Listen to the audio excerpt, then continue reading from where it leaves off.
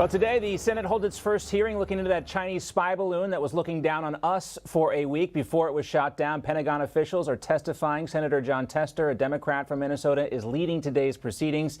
He says we're waiting for, quote, real answers about what happened and what steps the administration took to protect our country. Also, on the left-hand side of your screen, a joint congressional hearing today led by House Judiciary Chairman Jim Jordan. This is about the weaponization of our federal government. Hello, and thank you for joining us. I'm John Bachman. Hi, everybody. I'm Bianca De La Garza. Yes, that select committee with Jim Jordan looking into allegations that have been made by whistleblowers who say the Justice Department is operating with extreme political bias. The committee plans on breaking down what we learned from the Twitter files, and they also want to prove that big tech colluded with the feds to censor conservative voices, including the suppression of the New York Post Hunter Biden laptop story. There are two parts to today's hearings. Senator Ron Johnson says he plans to explain how corrupt individuals inside these federal agencies, quote, operate as vital partners of the left-wing political movement. Now, Johnson, along with Senator Chuck Grassley, have been looking, of course, into the Biden's family's business deal since 2019. And now they want to see what role the FBI, the Justice Department, and big tech have all been involved with this. Former Congresswoman Tulsi Gabbard, who has been critical of the government's undermining of free speech, will also join them today during the first panel. And witness Jonathan Turley, a George Washington University law professor, will focus in the second panel on censorship in the United States. We'll also be hearing from a few former FBI officials. Let's get out to our congressional correspondent, Kilmany Dukart, tracking all of this. She joins us live from Capitol Hill right now with the very latest details. Kilmany. Bianca, John, that hearing is about to get underway any moment now. We know GOP members are specifically looking into how federal agencies have been targeting conservatives. As you mentioned in the first panel, we're going to hear from Republican Senators Chuck Grassley and Ron Johnson. They're going to be part of the first set of witnesses. They're likely going to present evidence that they've learned through whistleblower testimony about the FBI and the DOJ's conduct into actively suppressing an investigation into Hunter Biden. In the second panel, we're going to have two former FBI agents giving testimony, Thomas Baker and Nicole Parker. Now, we exclusively received this statement from the House Republican Conference Chairwoman Elise Stefanik, talking a little bit about today's hearing. She says it's pulling back the curtain to expose the FBI's unconstitutional censorship of conservative voices that has violated the First Amendment rights of Americans. She says, just as I laid out the facts during the sham impeachments against President Donald Trump successfully defeated Democrats' partisan process and exposed the DOJ's targeting of parents through my oversight questioning, I will lead the charge to root out corruption in our government agencies. That's a pretty good summary of what this hearing is going to be about. Now, the White House issuing a statement slamming the hearing, saying that these extreme MAGA Republicans in Congress are choosing to make it their top priority to go down the rabbit hole of debunked conspiracy theories about a deep state instead of taking a deep breath and deciding to work with the president and Democrats in Congress to improve Americans' everyday lives. We also heard a similar attack line from the Democratic House Minority Leader Hakeem Jeffries, slamming this as nothing but far-right conspiracy theories. But nonetheless, we are going to hear a lot of the themes that Bianca and John, you and I have spoken about over the last year, the findings that we've seen from Senator Grassley, and of course what Congressman Jim Jordan has put out there repeatedly, which is the FBI targeting parents that were protesting at those school mask and vaccine mandate protests with those threat tags. That's all going to be part of this and looking at the broader context. But today is really going to set the stage for where the committee is going to go from here. Very important hearing, and we'll be watching to see what those witnesses tell Congress today. Kilmany Dukart on Capitol Hill. Thank you, Kilmany. Joining us now is host of Spicer and Company, Sean Spicer, to talk more about this. Sean, always great to see you. Good to see you, John. Bianca, how are you? We are doing great. I talked to Bianca. She told me she's doing great. I won't speak for her, but she did confirm that earlier today. But Sean, the feedback that I'm hearing from Republicans, many of whom had been skeptical about Kevin McCarthy's leadership abilities, is overwhelmingly positive. It's been a little chippy, a little raucous up there, but we're seeing questions asked in a public forum that really need to be answered. Well, yeah, look at what McCarthy's done, right? So the hearings that he said would happen are happening. We're getting down to brass tacks when it comes to these hearings and the questions that so many people have been wanting to have asked.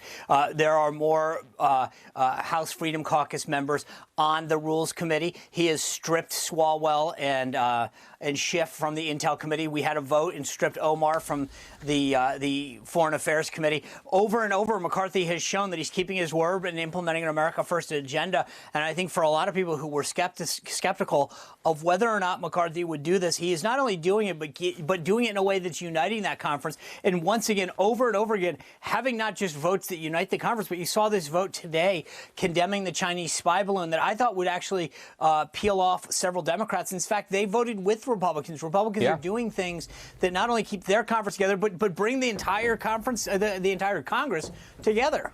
Yeah, and I think John Tester responding to a lot of the voices of the folks in Montana. They are they were fired up about this. We're going to play a clip from a new member of the House in just a second, but we're going to start with Jim Jordan because we've also seen now this kind of duo of James Comer and Jim Jordan working this. Let's play a clip from Jim Jordan yesterday. Here's what he said he hopes this weaponization panel hopes to accomplish. We plan on, as a Republican majority, holding them accountable and dealing with what we have seen. And again, what has been exposed from the Twitter files and, of course, what these brave FBI agents who've come to us now as whistleblowers and told us how the Justice Department is operating and how it is not supposed to be functioning in that manner because it is supposed to be equal treatment under the law in this great country. You know, it's only been a day. We know Jim Jordan's going to do this well. He kind of specializes in this. But do you think they'll be able to take these panels past where we've seen kind of other congressional investigatory panels break down? Think about the Benghazi hearing, didn't really go anywhere. It does seem different this time, though. Well, it does, John, because I think part of this, if you think it goes back to remember the IRS when they were targeting conservative groups? Yeah. What happens a lot of times is these federal bureaucrats believe that they can get away with it because they have a complicit Congress and a complicit set of oversight folks in the government. And when you have people like Jim Jordan and Comer who are calling them out and they know that their actions will be exposed, they're going to be a little bit more judicious in how they act going forward. So I think if nothing else, a lot of these folks in the federal government are going to think twice about how they act, knowing that the watchdogs, I mean, the people who blow the whistle, the whistleblowers, et cetera, will start to have an audience with people like Jim Jordan. Mm-hmm. So I just think it's going to have hopefully a chilling effect on a lot of it. I don't think it ends it because I think a lot of these folks are fairly brazen, but I do think it has a bit of a chilling effect. You would think so. And this brings us essentially to what I want to talk about here with Anna Paulina Luna, one of the freshman members of the House Oversight Committee. I wanted to play this exchange between her and Twitter's former head of safety, Yoel Roth. I want to let you know that this is a violation of the First Amendment, and the federal government is colluding with social media companies to censor Americans. This is your stuff. Yes or no, did you communicate with a private entity, the government agency, on a private cloud server, yes or no? The question was if I yes or no. Yeah, I'm on time. Yes or no? Ma'am, I don't believe I can give you a yes or no. Well, I'm going to tell you right now that you did, and we have proof of it. There you go. She brought receipts. And this is exactly the type of stuff that we need to see in these committee hearings.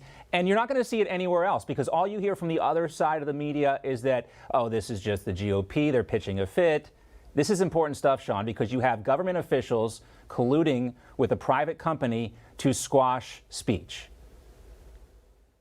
Well, I'd say two things. One, it wasn't too long ago when the whole mantra on the Capitol Hill was freshmen should be seen, not heard. And you've got trailblazers and fighters like Anna Paulina Luna who come up there and say, you want to see me? I'm going to be heard. I'm going to make my voice heard. I'm going to make my actions heard. And I love it because this is what's going to shake things up. So that's number one. Number two, this is when people talk about misinformation and voter suppression. This is it. This was literally when you look at the polls that show that if people had known a lot of the information that they know now about Hunter Biden and what was on the laptop and the relationship between him and Joe Biden, it would have changed the outcome of an election. This is what they're talking about. It's just that the media doesn't want to actually expose it. So, if it wasn't for outlets like Newsmax, we wouldn't see this. And this is why our voice is so important, because otherwise people wouldn't even know this. And the mainstream media wants to sweep it under the rug and pretend that it's a bunch of crazy talk. Yeah, and there's a great article today, too, in the Washington Examiner that I was just reading before the start of the show today. I haven't really had a chance to unpack it, but it really looks at how there is a concerted effort behind the scenes to, working with advertisers to really cut off the legs of conservative broadcasters and media outlets as well. And we're going to continue to look at this because we're dealing with it as well here because AT&T is censoring us at Newsmax. And Sean, what do you guys got coming up tonight on Spicer and Co.? Well, look, Florida Congresswoman Kat Cammack, she's on that committee. She's going to join us tonight to break it all down. Biden's in Florida. He's going to talk to us. She's going to talk to us about what he's doing. And then we're going to have a lot of political analysis about the Biden strategy of attacking Republicans on cutting Social Security, Medicare, Medicare. And then famed lawyer Alan Dershowitz is going to talk to us about the new Hunter Biden strategy of going after his accusers. Interesting stuff.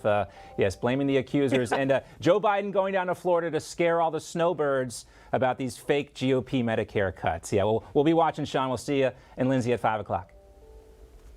That's right.